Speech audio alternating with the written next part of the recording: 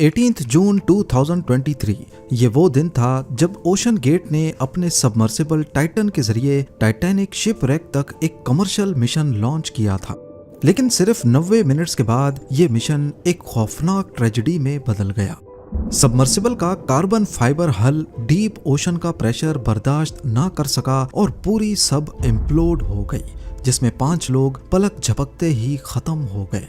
2 साल बाद अब यूएस कोस्ट गार्ड ने एक 335 पेजेस पर मबनी रिपोर्ट जारी की है, जिसमें ये कहा गया है कि ये एक ऐसा हादसा था जिससे आसानी से बचा जा सकता था। रिपोर्ट के मुताबिक ओशन गेट ने जो सबसे बड़ा जुर्म किया वो ये था कि उन्होंने मॉडर्न इंजीनियरिंग प्रोटोकॉल्स को फॉलो ही नहीं किया। जो मैनुअल्स थे वो आधे अधूरे थे और सबमर्सिबल को टेस्ट करने का तरीका गैर महफूज था। कंपनी ने टाइटन के साथ हुए पहले वाकयात के बावजूद उसे इस्तेमाल करना जारी रखा, वो भी बगैर प्रॉपर हल चेक के। ये कोई टेक्निकल छोटी मोटी गलती नहीं थी, बल्कि इसे जानबूझकर की गई लापरवाही कहते हैं। जेसन नुई बावा, जो कोस्ट गार्ड की इन्वेस्टिगेशन बोर्ड के चेयरमैन हैं, उन्होंने कहा कि हादसे में जाया होने वाली 5 जिंदगियां आसानी से बच सकती थीं। टाइटन का हल कार्बन फाइबर का बना था, एक ऐसा मटेरियल जो पहले कभी किसी डीप सी वेसल में इस्तेमाल ही नहीं हुआ। कार्बन फाइबर का मसला ये है कि ये प्रेशर में अपनी लेयर्स खोल देता है, जिसे डीलैमिनेशन कहा जाता है। एक्सपर्ट्स ने पहले ही वार्न किया था कि ये मटेरियल डीप सी के लिए भरोसेमंद नहीं है, लेकिन ओशन गेट ने फिर भी इग्नोर किया। 2021 और 22 के मिशंस में हल के अंदर कुछ क्रैक्स जैसी आवाजें भी रिकॉर्ड हुई, लेकिन किसी ने इस पे एक्शन नहीं लिया। रॉब मैककलम, जो ओशन गेट के पहले कंसल्टेंट रह चुके हैं, उन्होंने कहा कि ये मैथमेटिकली सर्टेन था कि ये किसी न किसी दिन फेल होगा, बस मालूम नहीं था कि कब। ओशन गेट के सीईओ स्टॉकटन रश, जो इस हादसे का शिकार हुए, वो ना सिर्फ पायलट थे बल्कि लीड इंजीनियर और सेफ्टी ऑफिसर भी थे। ये एक इंसानी और सिस्टम फेलियर का मिक्सचर था। जब पावर कंसंट्रेटेड होती है और चेक्स एंड बैलेंस नहीं होते तो नतीजा टाइटन जैसा होता है। रिपोर्ट में यहाँ तक भी कहा गया है कि अगर रश जिंदा होते तो उनके खिलाफ क्रिमिनल चार्जेस रिकमेंड किए जाते। उनका अप्रोच ये था कि सर्टिफिकेशन इनोवेशन को रोकती है। उन्होंने जानबूझकर अपनी सब को किसी भी सर्टिफिकेशन से गुजरने से रोका। कंपनी के अंदर सेफ्टी कंसर्न्स उठाना मना था। जो लोग खतरे की तरफ इशारा करते उन्हें या तो इग्नोर किया जाता या निकाल दिया जाता था।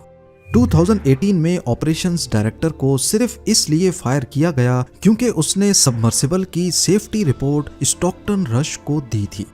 रश ने कहा, तुम्हारा कंजर्वेटिव अप्रोच मेरी विजन के अगेंस्ट है। ये मैसेज क्लियर था, अगर आपने सेफ्टी की बात की तो जॉब चली जाएगी। टाइटन सबमर्सिबल इतनी हाई टेक होने के बावजूद इसे चलाने के लिए एक modified play station controller use किया गया और पायलट के मैनुअल्स बिल्कुल अधूरे थे। कुछ मैनुअल्स में सेक्शंस टू बी डिटरमाइंड लिखा गया, जिसका मतलब था कि अभी तक कुछ फाइनल नहीं है। ऑपरेशन मैनुअल्स में डीप सी मिशन के लिए सिर्फ 4 पेजेस दिए गए थे। ये एक मजाक था, मगर उस मजाक ने 5 लोगों की जान ले ली। इसके अलावा सबमर्सिबल और सरफेस शिप के दरमियान कम्युनिकेशन टेक्स्ट मैसेजेस से होती थी, और वो भी डिले के साथ। जहां real time voice communication industry का स्टैंडर्ड है, वहीं ओशन गेट ने ये सिस्टम सिर्फ पैसा बचाने के लिए नहीं लगाया। इन्वेस्टिगेशन में ये बात भी सामने आई कि कंपनी सख्त फाइनेंशियल क्राइसिस से गुजर रही थी। 2023 में एम्प्लॉइज से कहा गया कि वो सैलरी कुछ टाइम के लिए छोड़ दें, बाद में मिल जाएगी। रिपोर्ट में ये इंकिशाफ हुआ है कि स्टॉकटन रश अपने पर्सनल फंड से कंपनी को चला रहे थे। ऐसे स्टाफ कम होता गया और इनएक्सपीरियंस्ड इंजीनियर्स को कॉम्प्लेक्स सबमर्सिबल डिजाइन की जिम्मेदारी मिलती रही। एक फॉर्मर डायरेक्टर ने कहा कि ये सबमर्सिबल हाई स्कूल प्रोजेक्ट जैसा था और टीम भी उसी लेवल की थी। ओशन गेट की टाइटन ट्रेजेडी सिर्फ एक टेक्निकल फेलियर नहीं थी, ये लीडरशिप, सिस्टम और सबसे ज्यादा इंसानी जिद का फेलियर था। स्टॉकटन रश ने एक मर्तबा कहा था कि सेफ्टी फजूल की बात होती है, किसी न किसी मोड़ पर आपको रिस्क लेना ही पड़ता है। मगर इस दफा वो रिस्क किसी थ्रिल का हिस्सा नहीं बना, बल्कि वो एक लाशों का दर्दनाक सफर बन गया।